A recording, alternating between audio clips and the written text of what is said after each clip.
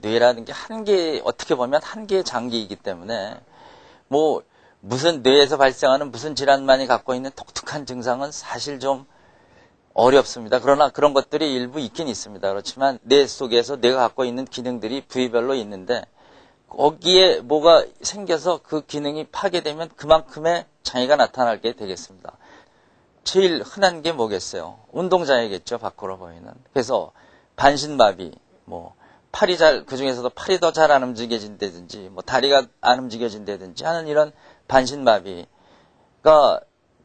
두드러진 증상으로 나타날 겁니다. 더불어 언어장애, 뭐 보이는 거, 이런 것도 왜냐하면 눈으로 가는 혈액 장애 같은 것들이 있기 때문에 뭐 이런 것들이 크게 대변이 될 겁니다. 의식장애 동반은 뭐 필연적인 거겠죠. 그건 가장 기본적인 거고 뇌에서 발생하는 모든 질환은 다 의식장애가 동반이 되니까 의식장애가 동반됐다 하면 그건 이미 벌써 굉장히 큰 일이 일어난 겁니다.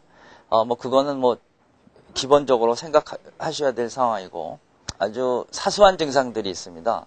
갑자기 누웠다 일어나니까 빙글빙글 돌고 뭐 보행하는 동안에 뭐 이렇게 어지럽다 그러고 이런 것들이 있는데 그러한 현기증들이 혹시 내가 지금 뇌졸중이 생기는 게 아니냐 이렇게 걱정을 해서 오시는 경우들이 많습니다. 물론 뇌에 피가 좀 덜 갔을 때 그렇게 현기증이 생길 수 있습니다. 그러나 이거는 꼭 그러한 뇌졸중의 전구 증상이라고 보기는 상당히 어렵고 굉장히 비특이적이라 뭐 그렇게 유념할 필요는 없을 거라고 생각이 됩니다.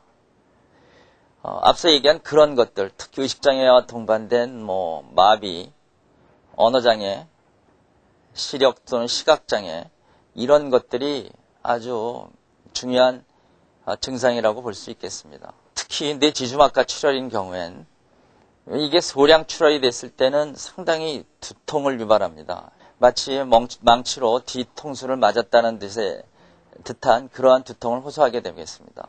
뭐 물론 일시적인 의식소실이나 이런 걸 동반될 수는 있지만 뭐 대개 이런 두통을 호소하면 지금 같은 그런 지주막하 출혈을 의심해야 된다고 할 수 있겠습니다. 더불어 출혈이 있는 경우에는 구토가 잘 일어날 수 있어요. 물론 뇌경색이 발생해도 구토는 일어날 수 있는데 바꿔 얘기하면 뇌경색이나 뇌출혈이 넓은 범위에서 발생을 해서 뇌압이 올라가고 그래서 뇌가 압박이 되고 그러면 구토 증세가 같이 동반이 되면서 의식 장애가 발생할 수 있겠죠.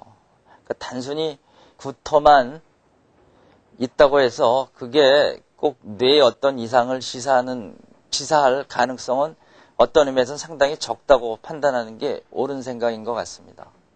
일반적으로 뇌경색보다는 뇌출혈이 조금 여유가 없다고 할까요? 뭐 그렇게 표현하는 게 더 적절할 수 있겠습니다. 그 이유로는 뇌경색은 뇌 조직에 피가 가지 않음으로써 뇌 조직이 죽는 걸 의미합니다. 바꿔 얘기하면 그 정도에 따라 물론 그것도 차이가 있겠지만 아무래도 뇌 조직이 갖고 있는 여유가 있어요.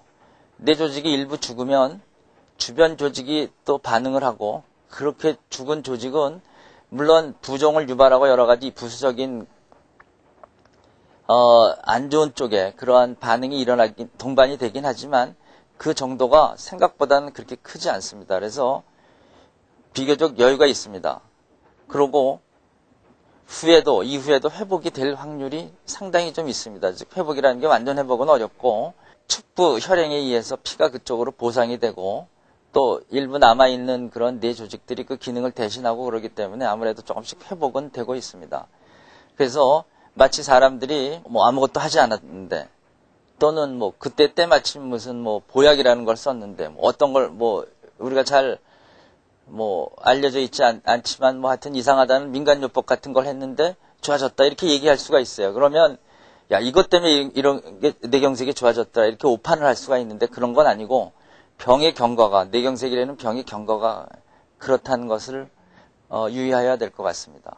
이런 거에 비해서 뇌출혈은 출혈이 뇌 속에서 출혈이 일어난 거기 때문에 이게 물론 이것도 또한 출혈량에 따라서 결정이 되겠지만 일단 출혈된 혈액들은 뇌를 상당히 압박하고 그거에 따른 또 뇌 부종이 동반되고 하기 때문에 일반적으로 상당히 위험하다고 할 수 있겠죠. 즉 여유가 없습니다. 그래서 빨리 제거를 해야 되는 경우가 상당수가 있고, 처음에 설명한 뇌혈관 종류를 이해하신다면 그 지주막하 출혈이라든지 동맥류가 파열된, 그 다음에 뭐 동정맥기형이라든지 이런 거에서 파열된 것들은 상당히 넓은 범위의 양이 크게 출혈이 일어날 수 있습니다.